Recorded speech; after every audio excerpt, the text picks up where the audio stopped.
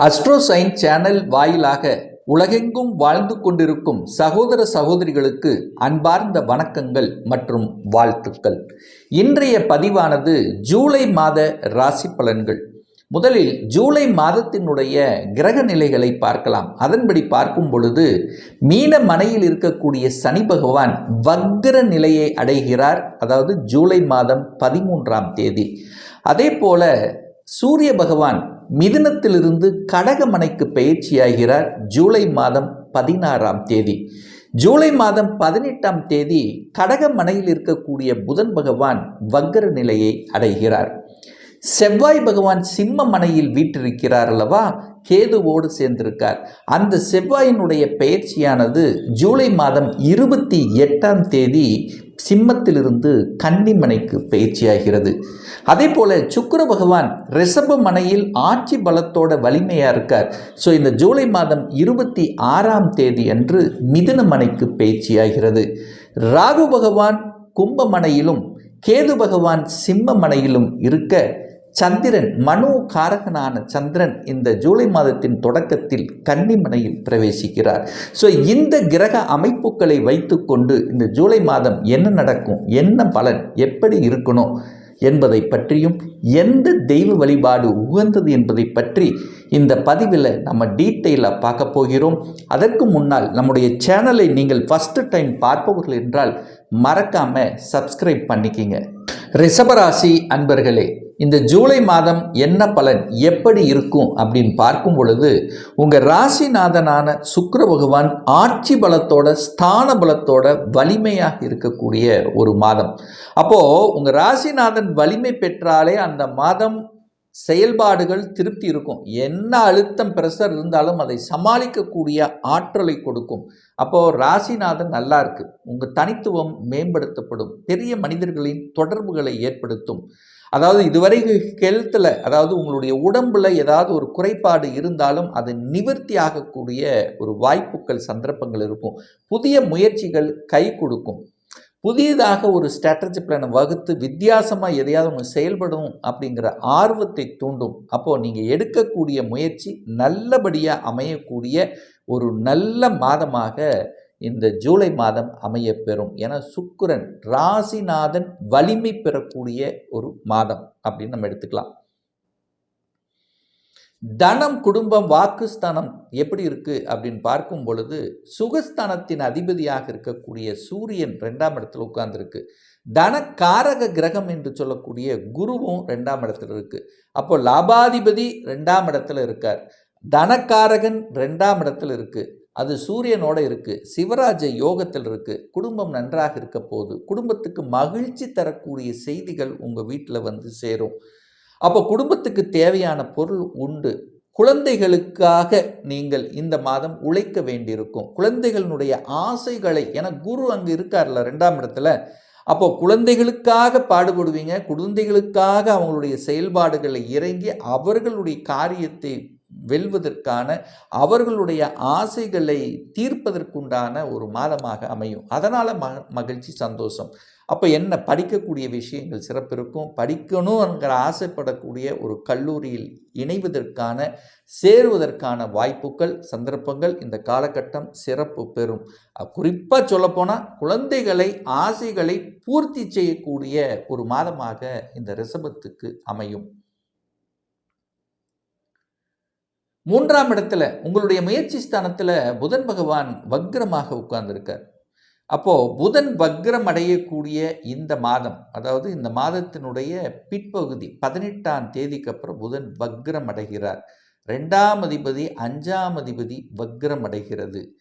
அப்போ புதன்ங்கிறது எழுத்து சம்பந்தப்பட்ட, புதன்ங்கிறது வியாபாரம் சம்பந்தப்பட்ட, புதன்ங்கிறது ஒப்பந்தம் சம்பந்தப்பட்ட, கையெழுத்து சம்பந்தப்பட்ட, டாக்குமெண்ட் சம்பந்தப்பட்ட இந்த விஷயத்தில் கரெக்டாக இருக்கணும்.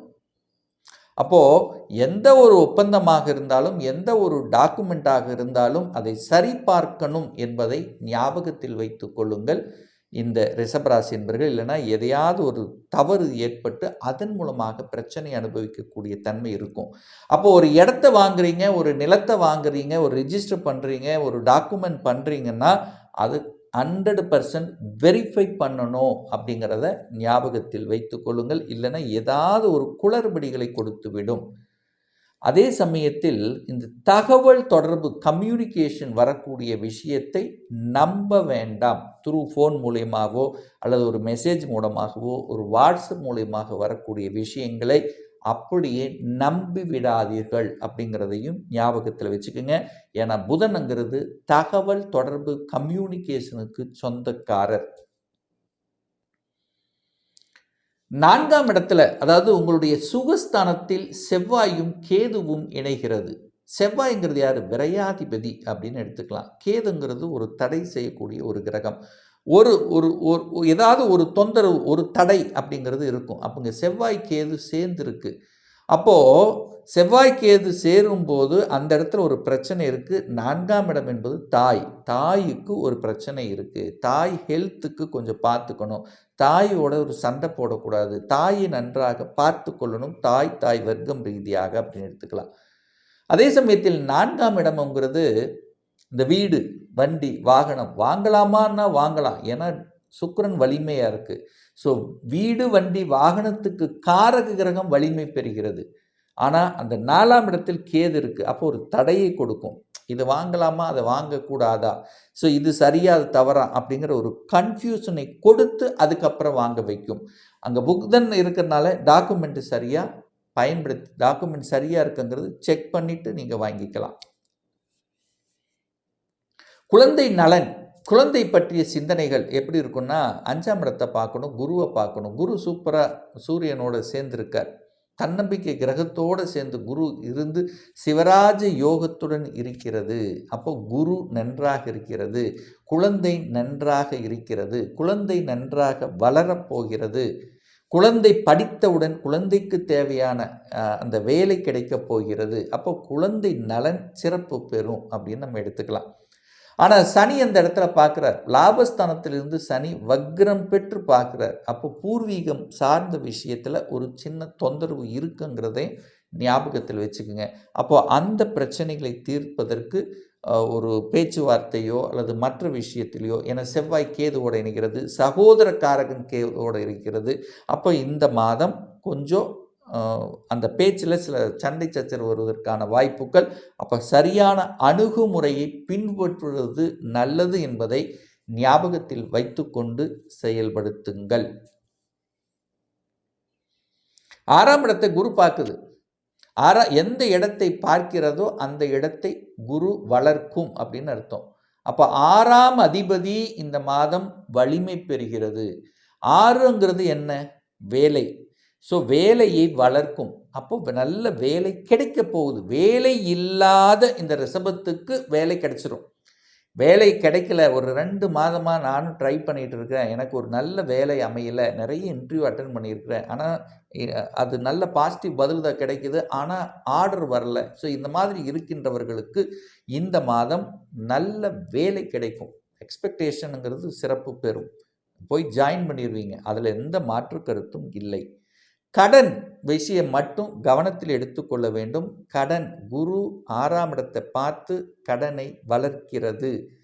சுக்கிரன் 6க்குரியவன் ஸ்ட்ராங்காக இருக்கார். அப்போ கடனை பற்றிய எண்ணங்கள், கடனை பற்றிய சிந்தனை ஓட்டங்கள் அதிகமாக இந்த மாதம் இருக்கும். அப்போ ஒன்று கடனை அடைக்கிறது, இல்லைன்னா கடனை வாங்குறது. ஸோ ஏதோ ஒன்று கடனை பற்றிய ஓட்டங்களுடன் இருப்பீர்கள்.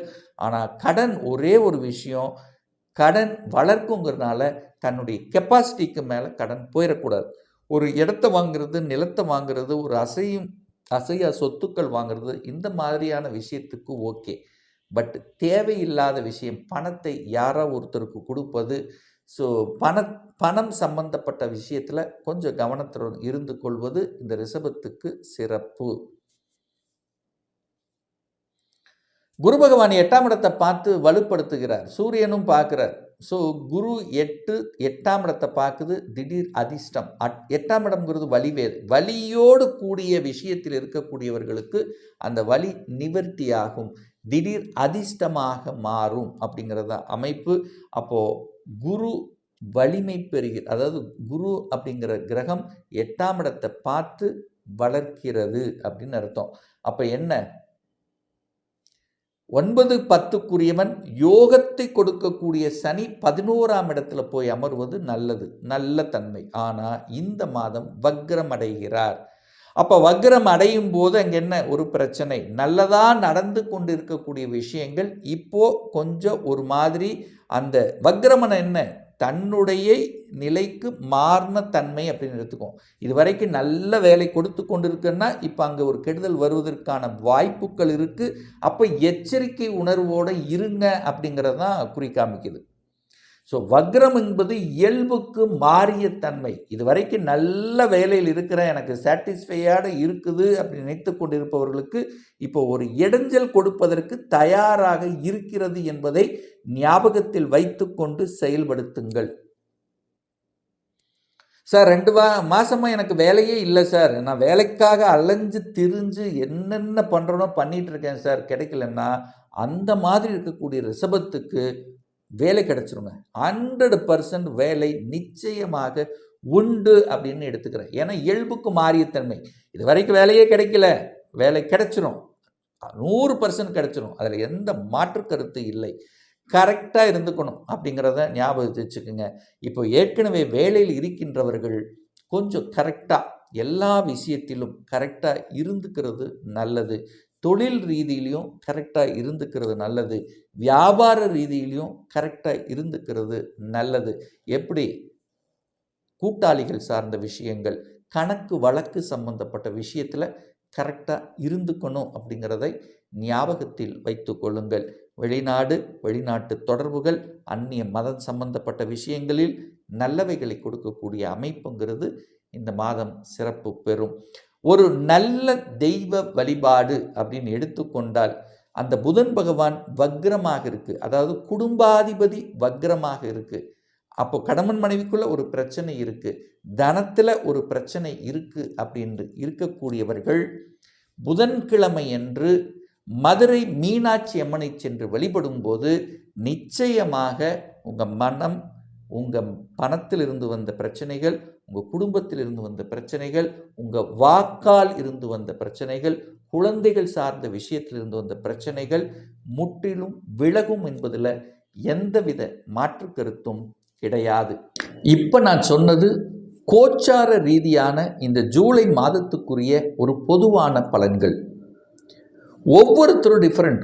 ஒவ்வொருத்தரும் ஒவ்வொரு ராசி நட்சத்திரத்தில் பார்த்தீங்கன்னா பல லட்சக்கணக்கான பேர் இருப்பீங்க. எல்லாருக்கும் ஒரே மாதிரி பலன்னா நிச்சயமாக இல்லை. ஒவ்வொருடைய ஜாதக அமைப்புகளும் தசாபுத்தியும் வேறுபடும்.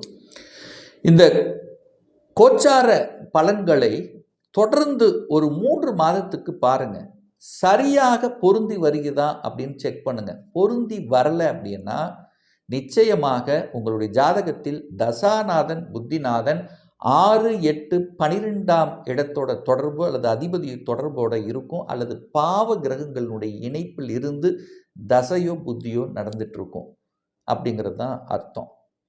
ஒரு துல்லிய பலன் வேணும் அப்படின்னு நினைச்சிங்க அப்படின்னா உங்கள் ஜாதகத்தில் கிரகங்கள் எப்படி இருக்குது, என்ன ஆதிபத்தில் இருக்குது, எந்த டிகிரியில் இருக்குது, இப்போ நடப்பு கோச்சார கிரகங்கள் எப்படி இருக்குது, தசாநாதன் புத்திநாதன் அந்தரநாதன் சூட்சமநாதன் எப்படி இருக்குது என்பதை பொறுத்து நீங்கள் கேட்கக்கூடிய எந்த கேள்வியாக இருந்தாலும் 2025 சொந்த தொழில் செய்வதற்கான கொடுப்பினை இருக்கா, அப்படி இருக்கக்கூடிய பட்சத்தில் எப்போ நம்ம சொந்த தொழிலை ஆரம்பிக்கலாம், என்ன கோர்ஸ் படிக்கணும் என்கின்ற விதி அமைப்பு நம்முடைய ஜாதகத்தில் இருக்குது. அப்போ எந்த கோர்ஸ் எடுத்து படித்தா என்னுடைய ஃப்யூச்சர் நன்றாக இருக்கும்.